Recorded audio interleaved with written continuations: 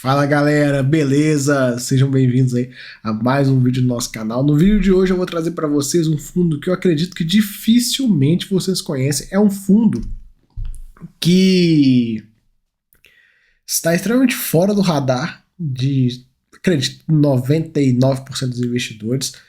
Fundo esse que tem uma pegada híbrida e que está com desconto em relação ao patrimonial. Ele está sendo negociado mais ou menos 0,6 do VP, um baita desconto, e com esse desconto excessivo façam com que ele pague aí próximo de 1% ao mês. O fundo que a gente vai conversar hoje é o Sequoia Properties, primeira vez que eu trago eles aqui no canal. E galera, esse fundo, que ele é um fundo híbrido, então ele vai ter imóvel logístico, vai ter imóvel industrial, vai ter imóvel de varejo e vai ter imóvel, digamos, corporativo. Não é um prédio corporativo de fato, é uma sede, digamos, um contact center da Atento, mas com pegada, a gente pode encaixar nessa parte aí. Galera, fundo pequenininho, eu vou começar de trás para frente para ver os dados gerais aqui, depois a gente sobe lá e volta. Então, esse é o Sequoia, administrador Sequoia Fundo de Investimento, administrador é a Vortex. Ticker dele SEQR11, começou lá em fevereiro de 2021. Investidores em geral, taxa de gestão de administração um pouquinho cara, isso é um fato, podia ser 1% aí, 1,24 é meio puxadinho. Tem taxa de performance também, algo que eu não gosto em fundo de tijolo, poderia cair também. Patrimônio líquido 154 milhões de reais e o VP dele em 96. Esse fundo está sendo negociado próximo aí dos 65, 66 reais. Então, com baita desconto. Nesse preço 65 está pagando 13%. São 3 mil investidores. E aqui um pouco da tese de investimentos dele foi conforme eu comentei, né? Logística industrial, imóveis de varejo, lajes ou edifícios comerciais, edifícios corporativos. A gente vai conversar um pouquinho sobre isso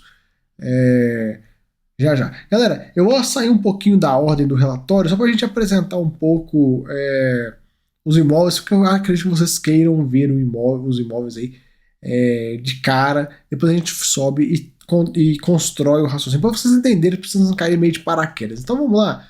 Os imóveis, apresentando de forma bem rápida. O primeiro é esse galpão refrigerado.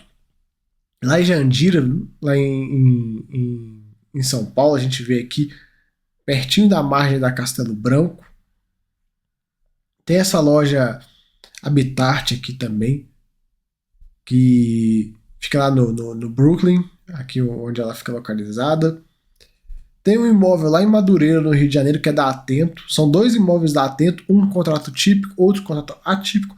Esse aqui é um contact center, que é aquele negócio do call center e tal, que a Atento presta serviço. É o maior, se não me engano, é o maior prestador de serviço dessa questão de call center e tal, se não me engano, é do planeta, viu? É uma baita de uma empresa. Tem esse aqui da Penha, também da Atento. Esse aqui já com contrato atípico. Temos esse aqui da Magna, que fica longe até de Porto Alegre, se você olhar, mas esse imóvel industrial é extremamente estratégico para essa planta da GM aqui. Para vocês terem ideia, um Onix, mais ou menos, acho que 60% de um Onix é produzido nesse imóvel, e aí eles pegam e mandam para a planta da GM. Enfim, alguns dados que eu vou trazer para vocês, só para vocês já conhecerem os ativos. E galera, esse fundo, eu vou começar a comentar alguns pontos legais dele.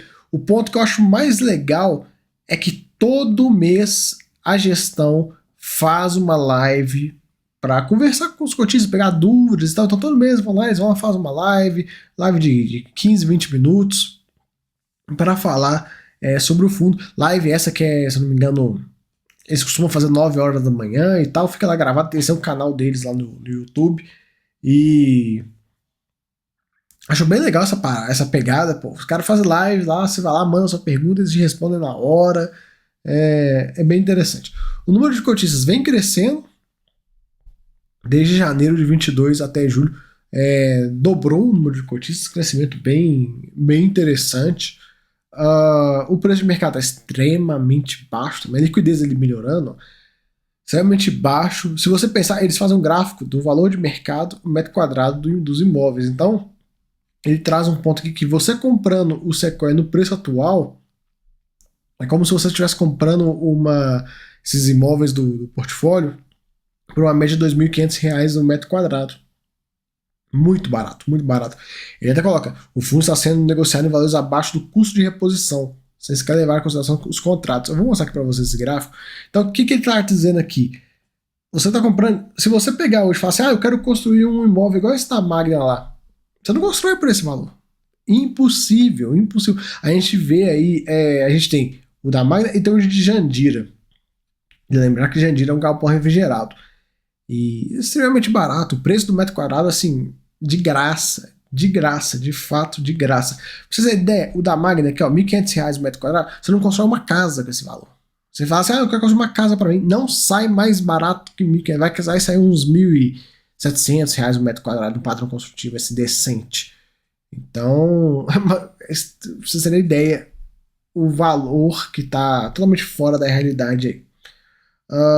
Os dividendos dele é o que vocês querem saber. Outro ponto legal, a gestão traz um guidance de dividendos bem legal até o final do ano, então vai ficar nessa banda entre 65 e 70 centavos. Pô, você comprou ele a R$ 66, acho que não dá R$ 66 a cota, você está recebendo um yield muito bom, né? Eles comentam da live, que eu já comentei com vocês, né, que eles fazem a live e tal, que é super legal isso. Eu acho uma baita de uma ideia. Isso aqui a gente já passou, a cota ela vem caindo bastante, né? Agora ela meio que se estabilizou aqui, chegou no patamar de 60. O fundo da cotação foi ali em R$ 62, se não me engano. O imóvel da Penny coloca seus aluguéis securitizados em instituição da SPE, já finalizaram a alavancagem, então já estão extinguindo a SPE. Aqui um pouco na receita na parte da DRE, a gente vê em julho tiveram umas despesas um pouquinho extraordinárias, né? Acredito que seja alguma coisa de taxa de performance, eles não colocaram um descritivo aqui pra gente. Na live da gestão do próximo mês eu vou perguntar o porquê que veio essa despesa um pouco mais elevada. Vamos descendo. Portfólio do fundo, a gente vê aqui os 5 imóveis, ele tem participação majoritária em todos, menos esse da Penha da Atento aqui.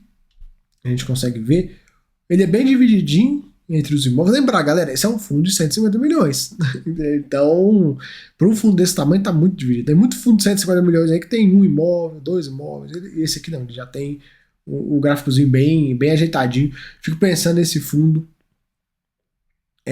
daqui a um tempo, se ele conseguir dobrar, triplicar de tamanho, como é que ele não ia ficar bem diversificado. Se ele fizer essa pegada aqui, fizer uma outra emissão de 150 milhões de reais e comprar mais 5 imóveis, putz, fica extremamente diversificado.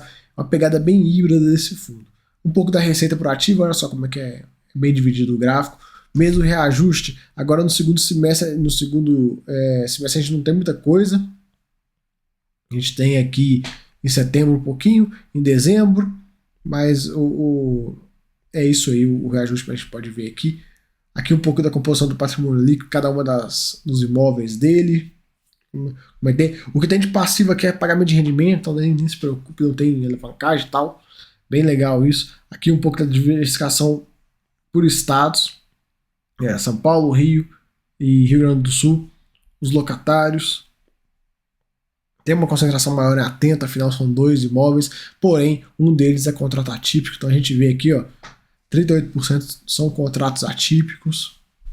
O prazo médio dos contratos são de 5 anos aí. E começa a vencer lá em 24, aí 25 vence mais um pouquinho, e 28 que vence, o grosso vence aqui em 2028. Bem interessante. Até lá esse fundo já vai ter crescido bastante, já vai ter evoluído bem nessas questões. Vamos comentar um pouco dos imóveis agora, um pouco de forma um pouco mais pausada. Apresentei para vocês. A gente tem esse aqui de Jandira. Esse aqui é um galpão refrigerado. A gente sabe aí como é que é essa questão de galpão refrigerado. Tem um valor agregado um pouco mais elevado aí, valor de aluguel e tudo. Bem interessante. Localização até interessante também. Contrato típico, que é a localização, como eu já comentei. Temos essa loja aqui da Bitart, também com alguns dados dela. Contrato típico. vencimento longo, localização também bem interessante. Temos agora os dois imóveis do Rio, um na Madureira, um na Penha. A gente sabe essa questão do imóvel no Rio de Janeiro e tal, que tem o Rio, tem os seus problemas lá, mas a questão da Atento, que esse até legal comentar, esse aqui ele era atípico e virou típico, né? Esse aqui ainda é atípico, mas são imóveis bem específicos, já vi a gestão comentando sobre isso, são imóveis específicos e tal, a Atento não tem muito interesse de ter que sair, fazer, não é tão simples para a Atento sair desses imóveis aqui, de acordo com a gestão. De toda forma, um deles é um contrato atípico aqui, e bem interessante, a Atento, que é uma empresa gigantesca aí nesse setor, né? E até coloca, ó, viu? Foi um contrato build to suit, esse primeiro, claro, já virou típico, né? E este também. Então são imóveis aí que a Atento fez sob medida para ela, né? E aqui o da Magna, também um build to suit,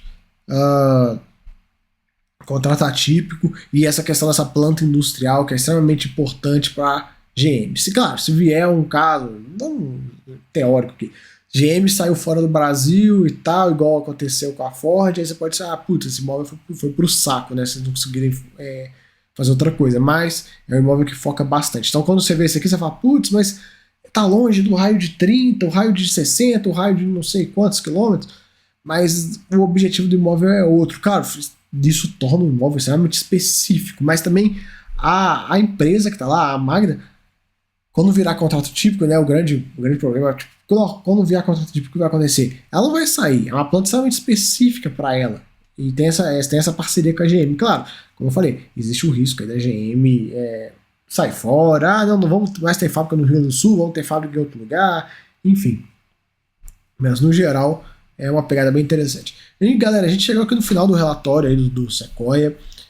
Apresentei esse fundo para vocês, primeira vez que ele aparece aqui no canal. Esse fundo que eu acho bem interessante no preço que está, todos os riscos que eu comentei com vocês, risco de liquidez, risco de ser fundo pequeno, risco de concentração em inquilino A ou B, etc, etc, etc. Na minha visão, grande parte aí está precificada nesse valor. Né? Pensar que no valor do metro quadrado que você está comprando é ridiculamente barato, e fora o yield, fora o potencial gigante de upside. Então é um fundo aí que tem um potencial legal para quem pensa num fundo híbrido, né? Lembrando que a gente também tem aí uma carência de fundos híbridos, o mercado não tem muita coisa de fundo híbrido, e esse aqui pode ser uma boa opção, né? Compra, o cara que comprar agora nesse valor, compra a ideia da gestão, e aí o fundo vai crescendo, vão crescendo juntos e tal, e quando vem vai estar no próximo ciclo aí de alta do mercado fundo imobiliário, esse fundo aí bate 500 milhões, 600 milhões, um bi, enfim. Tem que dar tempo ao tempo, beleza? Então fica aí o vídeo, até a próxima, fui!